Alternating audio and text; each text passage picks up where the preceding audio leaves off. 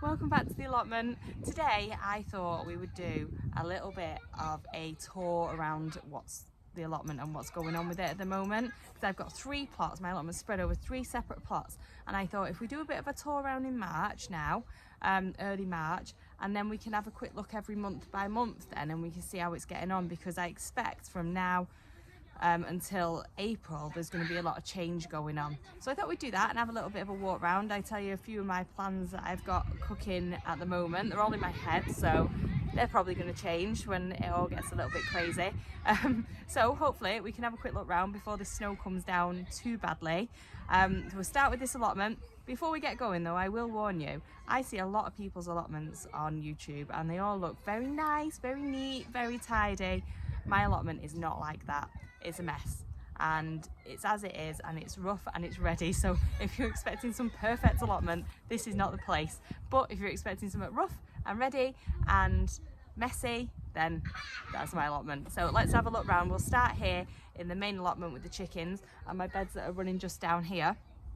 The chickens are over there at the minute, turning a bed over for me, because every day I've been coming, I've been taking the green protective stuff off for them so that they can get in the beds and they can rummage them around for me and try and make my job a little bit easier. So there is a lot of chickens down there. Let's go and have a look. So these are the beds going along here. That snow's getting really heavy now. So they're all empty at the minute anyway. I haven't decided where I'm going to put everything this year. The only thing I know what I'm going to do with is the potatoes, I think. So these are all the beds. Do you see it? I've just left them all any bit of ground covering I've left on there, try and, you know, protect the soil a little bit over winter. There's another one, and then along here, do you see I've left there's all the chickens. I've left all the roots in the ground as well over winter, because I thought they're all, you know, they're living roots, they've all got nutrition in, and there's a really good ground covering on these, and it's not so bad that it'll take me too long to just get rid of those weeds out the top. And I'm hoping these guys here are going to do a good job of that for me. They're working on it now for me on this one. I've just uncovered this one today, so they're all in there keeping busy. And then there's one on the end there. So they're all empty at the minute, really. The only thing in this one is there's a little bit of lemon balm that's just coming back at the bottom, but apart from that, they're all good to go. And then over here is the garlic that we planted a couple of weeks ago. I don't know if you can see it. Down here, look. There's the garlic in there, and it's really coming up. I don't really want to take the covering off at the moment, but you can see it through there. There's quite a lot coming up, and I'm hoping this piece of wood is going to work with the snow to stop it caving in on top of it. And then just one more big bed here as well.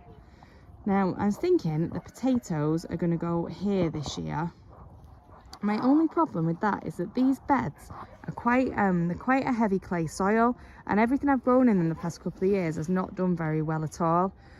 I was hoping I was going to have enough compost to give them a good covering this year, but I'm really not. From my homemade compost, there isn't going to be enough this year, so I'm not entirely sure if the potatoes are going to be all right in there or not. But it's worth a try, because the last year's stuff didn't do very well at all. It's just so clay. You go under the soil a little bit and it's just really, really thick clay. So that's where I think I'm going to try the potatoes out. This bed and this bed here, these 2 beds. Because last year, if you remember, I did a lot in bags along the side of the allotment, and they didn't go very well at all. I got about 4 potatoes out of each bag, so that wasn't really good.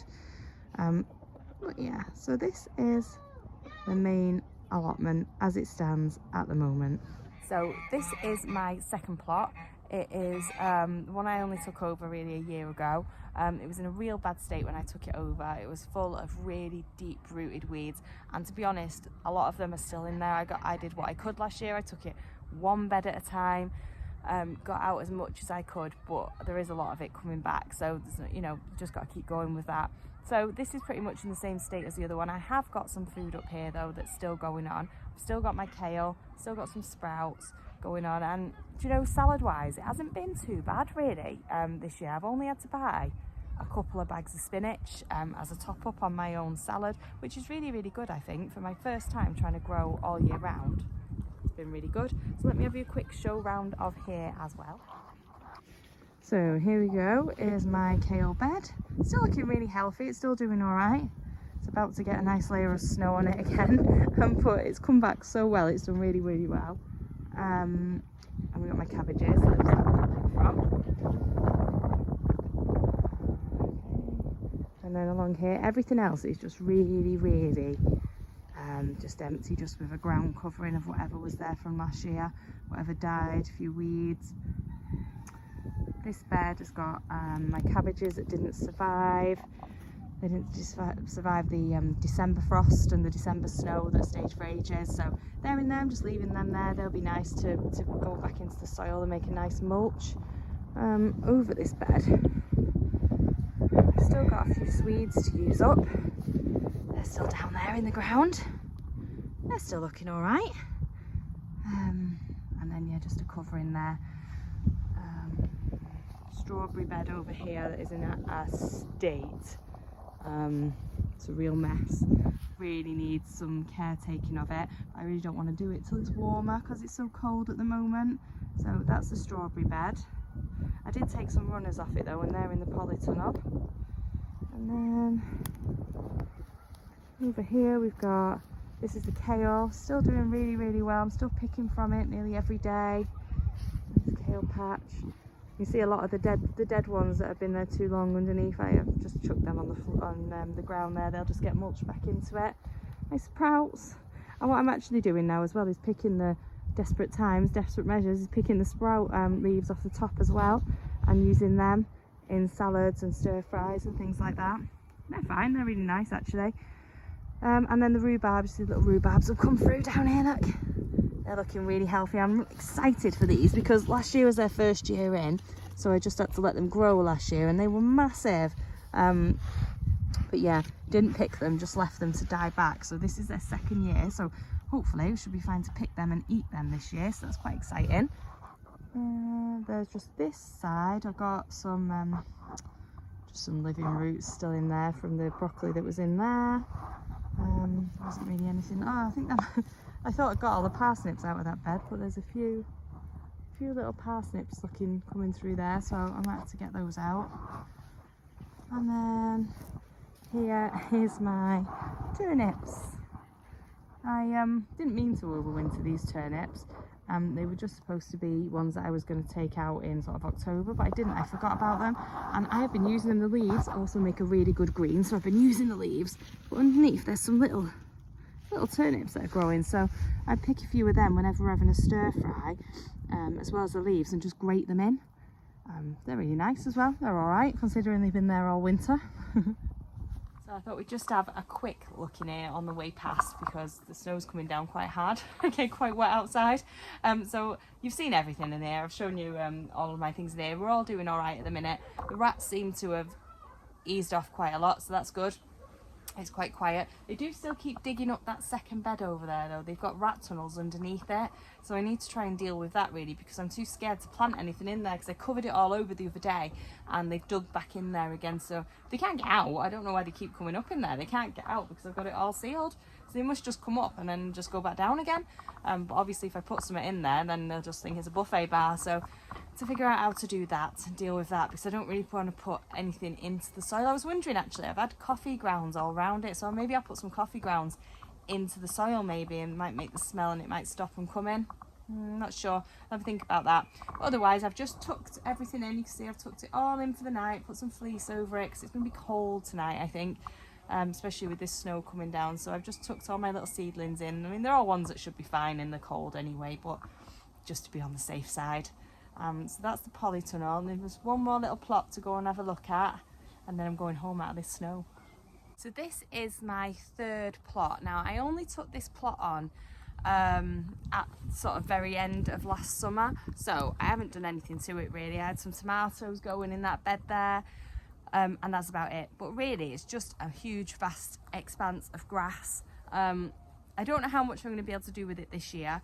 There is a lot of carpet and stuff underneath the grass, so it's not quite so simple as just, you know, digging it over. It's going to be a lot of work. But there is one part of it that I think I'm going to use, that I've got my eye on, as a pumpkin patch, because I think it would be a really nice big patch for them. And also this is where I'm going to put up a greenhouse that I've just bought as well. So I'll just show you. Next to this shed here, there's a massive pile of wood. I'm going to clear that, and I bought one of those walk-in greenhouses. It's a big massive 6-foot one, and I think I'm going to put it there for my seedlings. So I'm going to shift all of this stuff, I'm going to shift it all maybe to the other side, you know, wait till it's dried out, and then hopefully we can burn what we can and get rid of it. I'm going to put the greenhouse there. I think it'll be a really good spot, because hopefully the rats don't really visit this part of the allotments, because there's nothing here for them. There's no food here for them. There's no chickens in this allotment. There's no chickens in the allotment next door to it either. So fingers crossed I can bring all my seedlings on here next to this shed. Should be quite protected as well, because through here there's quite a big, when it's windy, it blows quite solidly, the wind through here. But I was thinking, because there's a fence behind there and the shed to the side, it'll give it quite a lot of protection. So hopefully it won't blow away.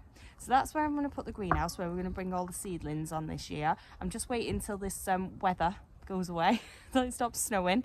And then hopefully I'll get it up. I didn't want to put it up just yet, because I thought there was no point if the outside of it's going to end up getting ripped from the weight of the snow. So I'll show you where I'm planning on keeping the pumpkin patch. So this is it. This is the area that I was thinking that would make a perfect pumpkin patch. It's going to need digging over, obviously, but hopefully in the next couple of weeks the ground will be pretty soft, so I can get the grass out of there and turn it over. And I'm hoping it'll make a really nice patch, because they can run wherever they want, they can go wherever they want. There's no restriction. Nothing comes in here, nothing can eat them, apart from the slugs, obviously. So yeah, I thought that might be quite a nice place to try them out this year and keep them, where they'd be relatively protected. So that's what I'm planning to do with this area. But the rest of this allotment, I just don't know yet. It's a lot. It's really, really big, and yeah, really, really sparse, with not much pre-made into it. So everything's gonna have to be done from scratch, which is fine. I took it on knowing exactly what it is. But yeah, I'm not too sure what the plan's going to be yet. It was going to be that I was going to put a polytunnel on it, but it's a lot of work to put a polytunnel up. I've just watched the guys over there putting theirs up, and there's a lot of building underneath to be done that I just don't think anyone's really got time to help me with at the moment. So I don't know what I'm going to do. Maybe I might try and dig some more over and grow something in it somewhere over that side. I'm not entirely sure, but you know, we'll see. So that's my 3 plots as they stand right now in early March. So it'll be interesting to see how they go. I mean, this time last year I was planting potatoes because the weather was so mild, and I had all my potatoes in the bed at the top with some fleece over, and now, you know, it's snowing this year, so you just don't know, do you? So we'll wait and see. Hopefully next week I might be able to get my earlies in the ground. It looks like the weather's going to warm up, so the ground will warm up. So it'll be interesting to see. Now we've got this as the marker point, and then we'll see as the months go on now how everything changes, what we get growing and how it goes. So until next week, I'll see you then. Bye bye.